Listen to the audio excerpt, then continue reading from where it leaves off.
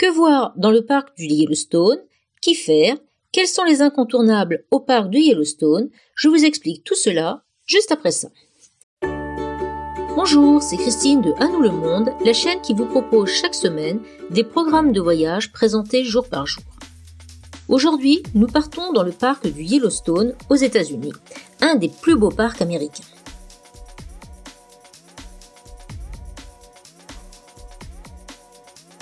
Avant de pénétrer dans le parc du Yellowstone à proprement dit, nous faisons un premier arrêt dans la petite ville de Cody, bien connue pour ses rodéos. Nous visitons le Buffalo Bill Historical Center, consacré aux Indiens, puis le Old West Miniature Village and Museum, qui met en scène les grandes épopées de l'Ouest, ainsi que des reconstitutions de chasse au bison. Ensuite, nous nous rendons au Old Trail Town, qui est la reconstitution d'une rue, comme dans les westerns. Le soir, on dîne chez Irma, un saloon devant lequel a lieu le soir, vers 18h, un spectacle de gunfighters. Et bien sûr, nous finissons la journée en assistant à un spectacle de rodéo. Le matin, on entre dans le parc du Yellowstone. On fait un arrêt au Lake Butte Overlook, puis on se lance dans une marche facile sur le Storm Point Trail. On commence la journée par la Hayden Valley, un des endroits du parc où les chances sont importantes d'apercevoir des bisons et même des ours. On poursuit vers la zone géothermale du Mud Volcano. Puis, on se rend au Grand Canyon de Yellowstone. On commence par la South Rim Drive, que l'on parcourt entre Uncle Tom's Trail et Point Sublime, comptez environ 4 heures. À Artist Point déferle une impressionnante cascade. On poursuit ensuite sur la North Rim qui longe le canyon. Ne manquez pas Brink of Upper Falls et Brink of Lower Falls, ainsi que 2 points de vue, Grand View Point et Inspiration Point. En fin de journée, vous pouvez faire une dernière randonnée au Mount Washburn, dont le point de départ se situe au Dunraven Pass. Le matin, on part explorer à pied ou en voiture Lamar Valley à la recherche d'animaux sauvages.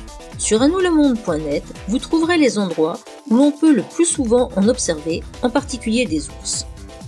Ensuite, on se rend au Mammoth Hot Springs. On parcourt la Lower Terrace Road à pied et les Upper en voiture. Ensuite, on enchaîne les visites à un certain nombre de bassins. Norris Basin, magnifique gouache blanc, Porcelain Geyser Basin et Back Basin, et on va voir les Mud Pots à Artist Point Pots. On continue le monument Geyser Basin et on finit la journée en parcourant en voiture la Madison Road, toujours à la recherche des animaux sauvages.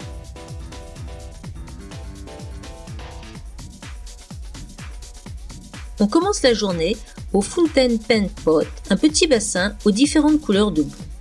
On prend ensuite la Firehole Lake Drive qui vous permettra de voir de nombreux geysers et sources chaudes et en particulier Great Fountain Geyser. On se rend ensuite à l'emblématique Grand Prismatique, de préférence l'après-midi pour la lumière. Au parking, vous gravissez la colline de manière à ce que les vapeurs ne viennent pas vers vous. Après, vous lancerez sur le Fairy Falls Trail aux magnifiques couleurs. Baladez-vous ensuite sur les pontons pour admirer Biscuit Basin et poussez jusqu'à Mystic Falls.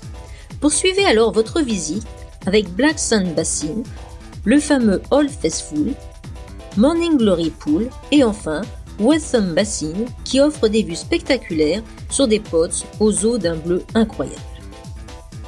C'est ici que s'achève votre séjour au Yellowstone que vous pourrez, si vous le souhaitez, poursuivre par la visite du parc du Grand Teton. Place maintenant au carnet pratique. La visite du parc se fera partiellement à pied mais aussi en voiture que vous aurez au préalable loué. Pour les logements, vous dormirez le premier soir à Cody, au Buffalo Bills Antler Inn, puis au Lake Lodge Cabins au Yellowstone la deuxième nuit.